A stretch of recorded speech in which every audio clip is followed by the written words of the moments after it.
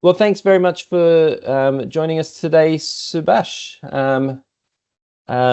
I think to start off our discussion today, I just wanted to maybe get you to introduce yourself and kind of what you do at Swinburne. Okay, so I'm Subash Abhayawansa. I'm a professor of accounting at Swinburne in the Department of Accounting, Economics, and Finance. And I'm also the co-chair of the research group called Sustainability and Innovation. And this group was set up many years ago, and I've been the foundation co-chair of this group.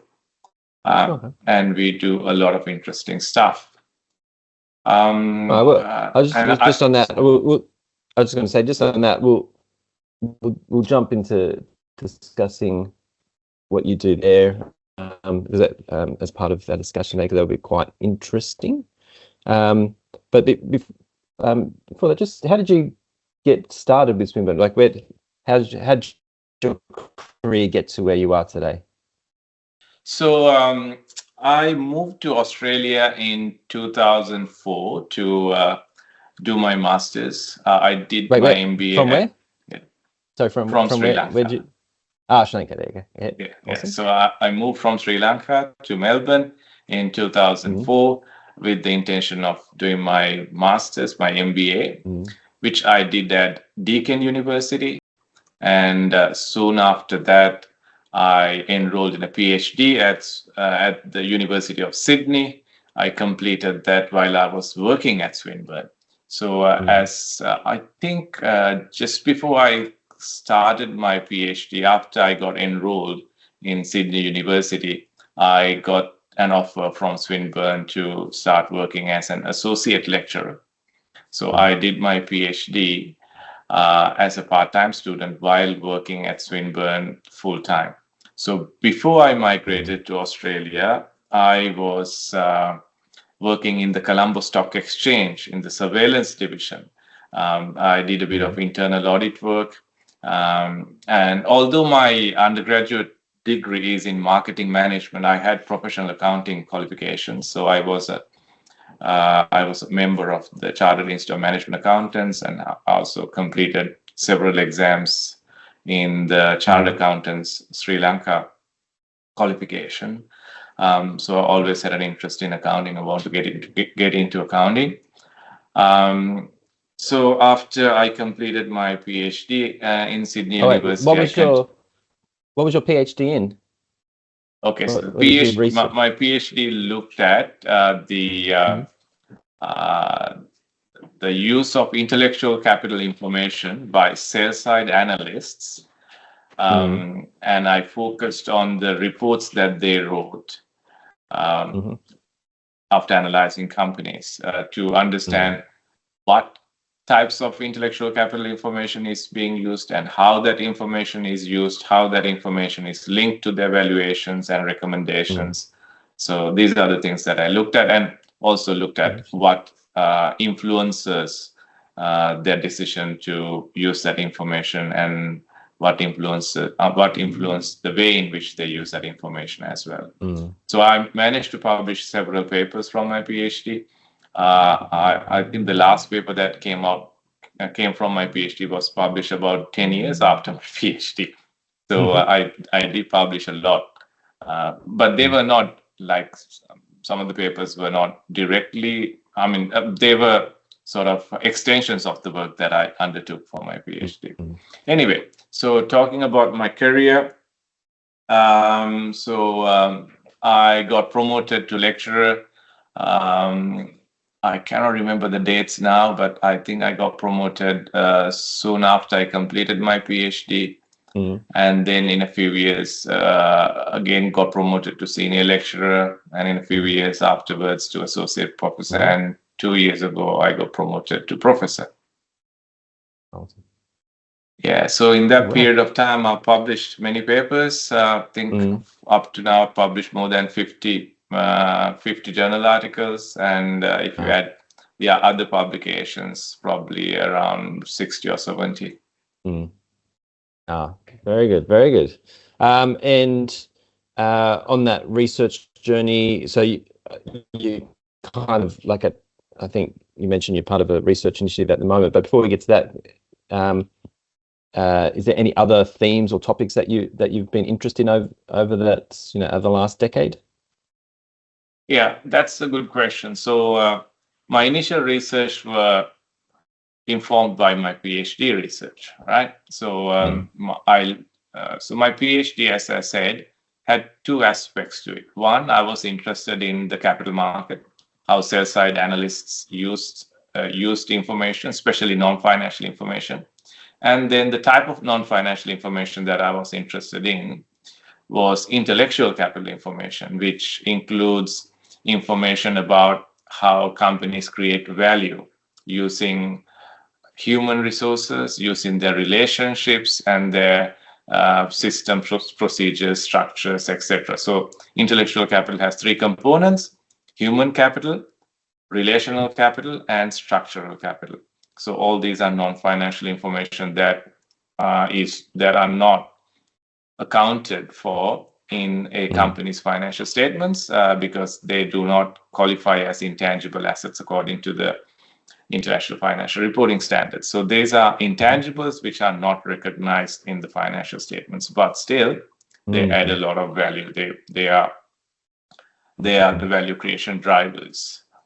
And research shows that these non-recorded intangibles are even more important than the recorded intangibles in terms of valuation. So as I said, there were two aspects: my interest in the capital market, how capital market actors made decisions, especially sell-side analysts, and the use of information.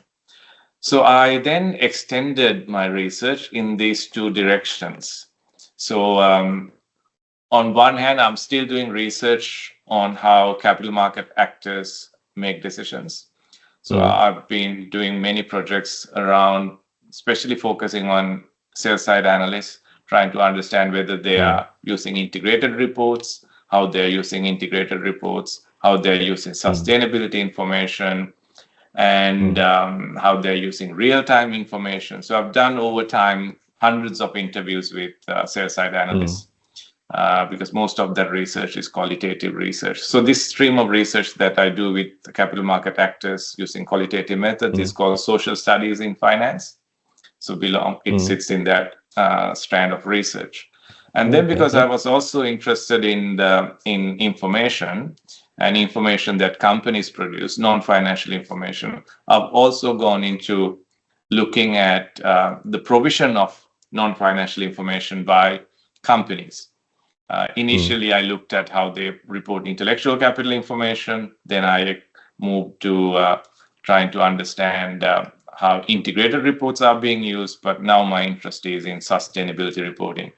So I'm still interested in how capital market actors make decisions, and I'm also interested in how companies provide information to capital markets and broadly to other stakeholders as well.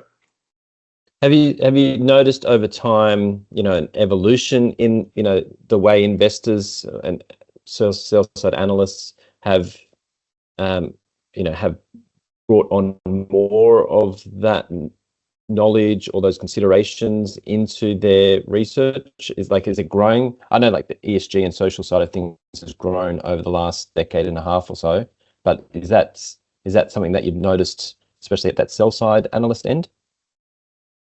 Yeah, what I've realized more recent with my more recent work is that sell-side analysts are not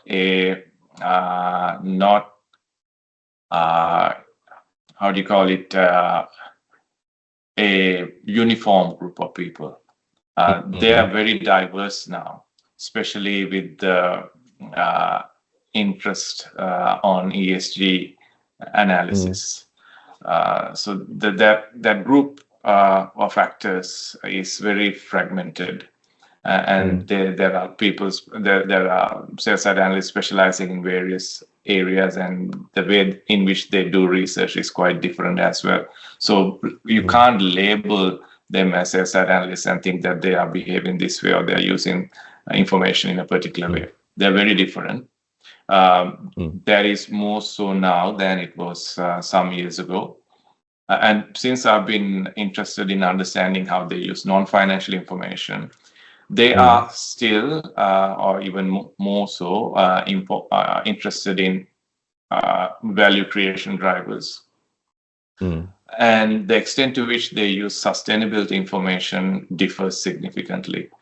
Some will incorporate that information, others won't incorporate that information, depending on their methodology.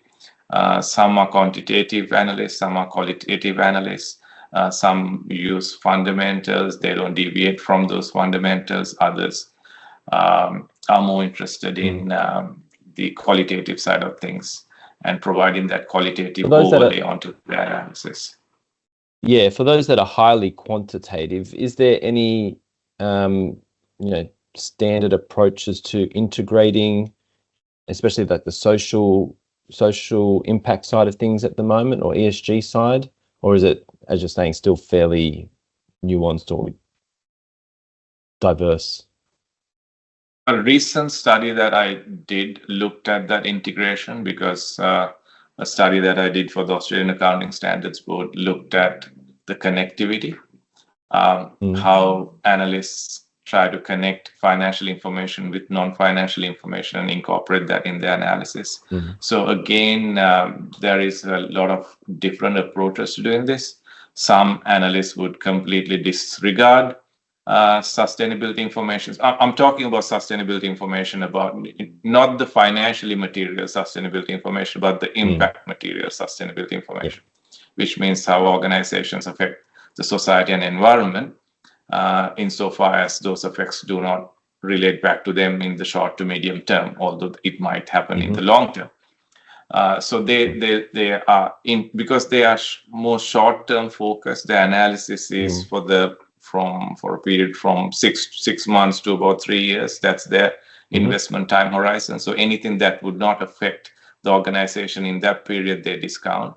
So that's the approach of one group of analysts. And then we have the ESG analysts who are very interested in these things, and they incorporate in these things. Again, there are differences in the ways in which they incorporate, but some do more, some do less. And there are analysts that fall in between these two groups, who ignore and who incorporate that information. They have their own methodologies that they adopt to do this. So there is a lot of variation in the way it is done. Analysts integrating non-financial information. Do you think we'll ever get perfect at it at all? It is an art. It's not a science. Right? So it depends on what they believe. Yeah. You believe, I mean, it depends on what they believe, their investment thesis, their investment approach, their worldview on things. I mean, even the analysts that do not incorporate ESG information into the analysis, they believe in climate change and the fact that it's man-made climate change. So they believe that companies are, not doing their best. Oh, not doing Sorry? their best. Not doing their best. Doing their best. So they do acknowledge all that, and some of them are, they try to behave in a socially responsible manner, in a sustainable manner, but still, because they think that at the end of the day, their reports are for investment decision making, and the investors are only interested in the in the short term, so they don't incorporate that information.